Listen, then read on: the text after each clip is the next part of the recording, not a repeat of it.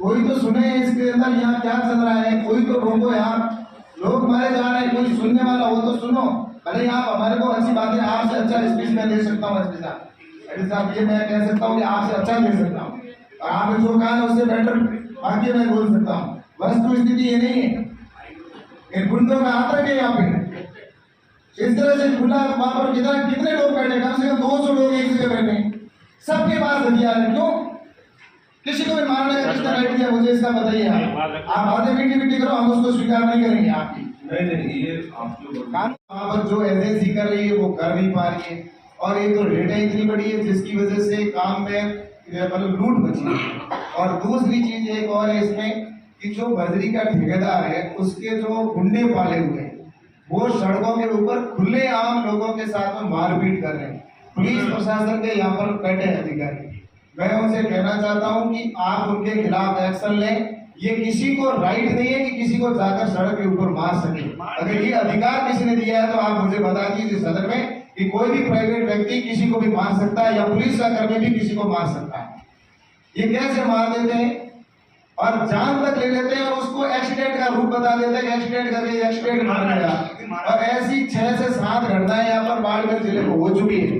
या उन गुंडों को यहाँ से जो राजस्थान या बाड़मेर जिले के नहीं है, बाहर के यहाँ पर आए हुए, उन गुंडों को भगाने का काम या ऐसे लोगों के साथ मारपीट करने वालों के खिलाफ आप एक्शन लेंगे या नहीं लेंगे? इस तरह का गुंडा राज यहाँ पर चल रहा है। बजरी बड़ा डिफिकल्ट इशू है आपके जिले के लिए और राजस्थान के लिए, और रिसेंटली जो इसकी रेट्स के बारे में आप सबको पता भी है। अभी रिसेंटली धंधा भी चल रहा है वालों में। जो मंत्री महोदय ने जो मुद्दा उठाया उस संबंध में ऑलरेडी एसपी ऑफिस से हमने चिट्ठी लिख चुके हैं, शायद आपको मिल गई होगी हमेशा।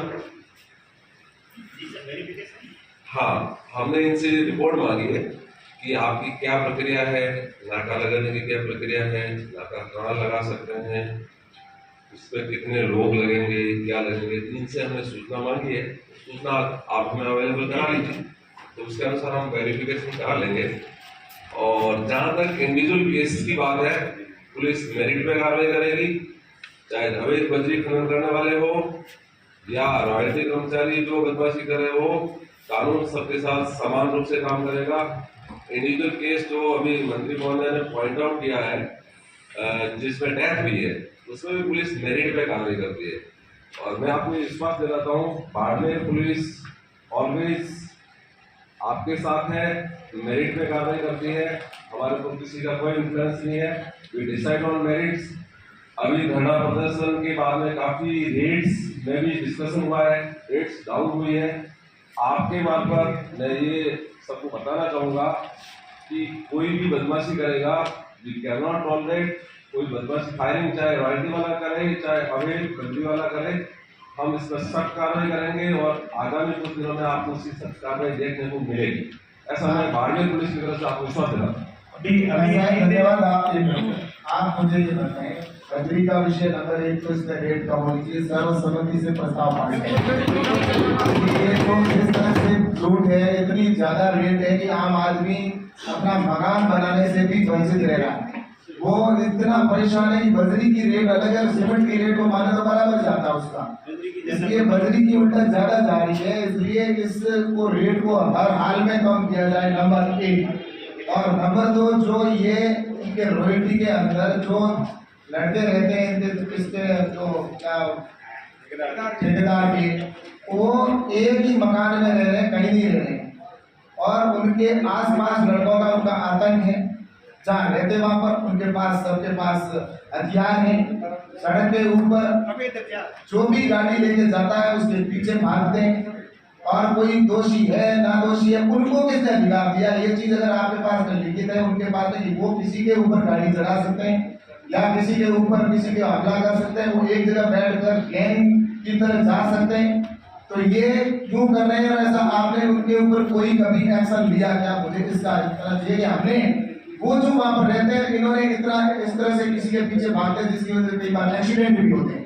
तो सड़क बालोतरा शहर के अंदर जा रहे हैं तो कहीं सिंदरी शहर गांव के अंदर भाग रहे हैं, गाड़ियां वहां आम आदमी बेचारा चलता है, उसको पता ही नहीं पीछे कौन आ रहा है, 3-4 गाड़ियां बराबर जोड़े दौड़ रही है, और दौड़ते हुए उनके ऊपर टक्कर मार के जाती है, एक्सीडेंट हो गया।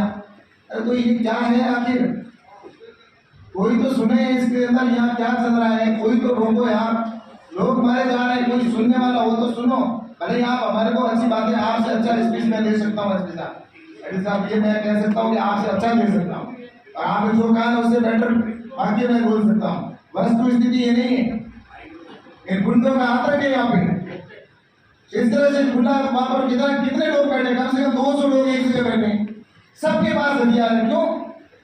किसी को भी मारने का किसने राइट दिया, मुझे इसका बताइए। आप बातें मीठी करो, हम उसको स्वीकार नहीं करेंगे आपकी। नहीं, ये आप जो कानून मेरे को भी आते हैं, जिस बात को यहाँ मुझे बोलेंगे पहले फायरिंग हुई है। हाँ तो फायरिंग करके चले जाएंगे। इंडिविजुअल जो भी केसेस मंत्री महोदय ने बताया, पुलिस मैंने क्या कहा, इंडिविजुअल का मैं नहीं कह रहा हूँ, इंडिविजुअल की कार्रवाई करोगे ही आप, लेकिन वो गुंडे बैठे उनको भगाओ वहां से। दो बार के लोग पिस्टल लेके घूम रहे हैं, उनको किसने राइट दिया? पूरी लोनी नदी के अंदर सब जगह गुंडाराज चल रहा है, गुंडागर्दी कर रहे हैं। देखो बद्री का मेरा निवेदन सुनिए। बद्री का जो इशू है आप सबको पता है, 2015 या 16 से पहले बद्री को कोई पूछते नहीं था। बिल्कुल पूछते थे, ऐसे ही पूछते थे। मेरी बात बद्री हमारा जब से मकान बना, बद्री का इशू हम सब लोग ग्रामीण सबको बद्री की जरूरत है। ये इशू पिछले 5 साल के बाद में जो सुप्रीम कोर्ट का डिसीजन आया, और सुप्रीम कोर्ट के डिसीजन की वजह से रोक लगने की वजह से क्या क्या कॉम्प्लिकेशंस हुए आप सब लोगों को अच्छी तरह से पता है। अब चूंकि वापिस सरकार की पॉलिसी के तहत वापिस उसको दिया है, पहले क्या पॉलिसी थी, अब क्या पॉलिसी है, सही है गलत है, इस पे मैं कोई कमेंट मैं पॉलिसी का नहीं कह रहा हूँ। आपको देखिए रेट का आपको ये जवाब देंगे तो एडिशनल ये कलेक्टर साहब जो देंगे जवाब। हमारे को तो जवाब ये चाहिए कि इन गुंडों से आप, पुलिस का काम है उनसे मुक्ति दिलाओ। बाकी हमारे आपके जो रेट है उसके लिए हम कलेक्टर से या ऊपर मुख्यमंत्री से बात करना वो करेंगे। आपका वो काम नहीं है। आपको लॉ एंड ऑर्डर की जो कर रहे हैं, यहाँ गुंडे कर रहे हैं, उनके खिलाफ कुछ बोल सकते हो या आपके ऊपर भी कुछ दबाव है? पुलिस की है, हमने वो बिगड़ी हुई है। माइनिंग डिपार्टमेंट से हमने माइनिंग डिपार्टमेंट का क्या काम है? ये जो लड़के जो गुंडागर्दी कर रहे हैं उनका कहना पुलिस उस पे कार्रवाई करेगी। माइनिंग विभाग का काम है, माइनिंग विभाग का दूसरा काम है। मैं गुंडों की बात कर रहा हूँ। गुंडों को पकड़ सकते हो कि नहीं? देश हो गए हैं। एक मिनट सुनिए प्रभु साहब, जो खुले आम पिस्टल लेके घूम रहे हैं, खुले आम लठ लेके घूम रहे हैं, तलवारें लेके घूम रहे हैं और गाड़ियों के पीछे शहर के अंदर आतंक मचा रहे हैं, उनके खिलाफ आप एक्शन लेंगे या नहीं? लेंगे, एक्शन लेंगे। हाँ तो आप जल्दी से इसके ऊपर एक्शन की कार्रवाई शुरू करें, मेरा ये कहना है। चाहे कोई भी हो, कितना भी बड़ा हो, ये किसी के लिए नहीं है कि किसी की जान ले सके, ये किसी को राइट नहीं है। कानून से बड़ा साहब ने बोला कि लड़ लेके भगाए, आप वाला लड़ काम है। पिछली मीटिंग के अंदर एसपी साहब खुद गए थे, उसमें जो बदली का मुद्दा चला उस समय एसपी साहब ने स्पष्ट कहा था कि जितने भी दोषी उसको हम चिन्हित करके पकड़ेंगे। मैं सदन के द्वारा पूछना चाहता हूँ कि आपने 1.5 महीने के अंदर कितने गुंडों को पकड़ा, कितनी कार्रवाई करी? एसपी साहब पिछली बार कह के गए थे कि हम सारे गुंडों को पकड़ेंगे और जो भी गतिविधि होगी सुधारेंगे, लेकिन आज में गतिविधि रत्ती पर सुधरी नहीं है। इसका मतलब आपने या तुमको पकड़ा नहीं है, पकड़ा है, कितनों को पकड़ा है?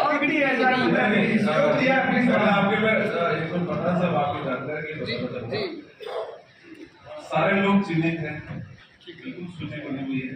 माइनिंग डिपार्टमेंट से हमारा कोऑर्डिनेशन भी है और कलेक्टर साहब और एडीएम साहब के साथ में हमारी मंथली मीटिंग हुई। सारे लोग चिन्हित है, कौन लोग इसको लिखते हैं, किन लोगों के खिलाफ केसेस दर्ज है। मैं अभी आपको डिटेल नहीं बताऊंगा, आप बता भी दूंगा। पुलिस विभाग से मुस्तैद है और इफेक्टिव कार्य करें। हम चाहते शांति बनी रहे, बिल्कुल शांति बिगड़े नहीं। शांति का एक ही जरिया है। देखो राजा में बैठो, ये पिछले बार भी मीटिंग में ये मुद्दा उठा था। निवेदन हुआ एडिशनल साहब, एक हमारे सीआर नंबर 75 और सीआर नंबर 76 पुलिस थाना शेरवा, जिसका अनुसंधान भी पूरा हो गया है, अब उसका निष्पादन करो। नहीं तो गाड़ी लेके पुलिस आती रात को रेस्टोरेंट में आती, नहीं तो वो फाइनल पड़ेगी, कोई पूछ लीजिए जो में कार्रवाई करो, तो अनुसंधान उसका पूरा हो चुका है। आप इंडिविजुअल केस आप बता रहे हैं, ऑफिस में वी विल डिस्कस इट। देखो, इसके बाद भी कानून व्यवस्था को लेकर के ठेकेदार के जो व्यक्ति लगे हुए हैं वहाँ इसमें सभी ने मुद्दा उठाया। आज भी ये इस बात का कि जिस प्रकार से रॉयल्टी के जो व्यक्ति काम कर रहे हैं उसमें असामाजिक तत्वों या ऐसे व्यक्ति, हम नहीं कहते कि ठेकेदार आदमी नहीं रखे, तो काम ठेकेदार कोई भी लेगा आपका व्यक्ति रखेगा, लेकिन ऐसे व्यक्तियों को नहीं रखे जो क्रिमिनल है, जिनके ऊपर भोगल में दर्ज है वगैरह है। एमपी साहब बैठे हैं, पुलिस की मुखिया एडिशन साहब भी बैठे हैं। ये नहीं हो कि पिछली मीटिंग में बात की, आज भी मीटिंग की, अगली मीटिंग में भी चिन्हित किए गए, ऐसा नहीं है। आप कम से कम ये कार्रवाई करके पता करें कि वास्तव में कितने आदमी है जो इस तरह से अपराधी प्रवृत्ति के आदमी है, जहाँ अपराधी प्रवृत्ति के आदमी नहीं हो और जहाँ नाके की आवश्यकता है, वास्तव में चिन्हित माइनिंग विभाग से भी चिन्हित हो गए, पुराने जगह ये नाके है, उनके आदमी है ये। अब उसके उपरांत भी बाद में गाड़ियों को तोड़-फोड़ करते हैं, ये करते हैं, ये कानून व्यवस्था में होता है, तो आप इस पे गौर करें। दूसरा, तमाम माननीय सदस्य ने यहाँ बात रखी, ये सदन अपना है, सभी का है। यदि आप आदर तरीके से एक दूसरे से बात रखोगे, अधिकारी के ये भी अपने सदस्य हैं, ये भी अपने, मंत्री जी भी अपने, एमएलए साहब भी अपने, जितनी इज्जत और मान और सम्मान के साथ बात करेंगे वो इस सदन की गरिमा है, आप सब की गरिमा, अपने सब की गरिमा है। यदि कोई व्यक्ति कल पेपर में आवे और उसका मुद्दा है और उसका हाथ खड़ा है, उस राज्य में है, तो आपकी मर्जी अनुसार कुछ भी बोलो, लेकिन अपना सबका लक्ष्य ये होना चाहिए, तमाम जो प्रॉब्लम है हम क्षेत्र में घूमते हैं, देखते हैं, उस बात को लेकर के किसी अधिकारी के सामने रखें, और अधिकारी महोदय भी तो आप लोग बैठे हैं, उसको जो माननीय सदस्य जो बात करते हैं उनको हल्के में नहीं लें, आप उनको गंभीरता से लें और वास्तव में आप समस्या को हल कर सकते हो। वो बात अगले जब भी जवाब हो, समस्या का हल भी हो, जवाब भी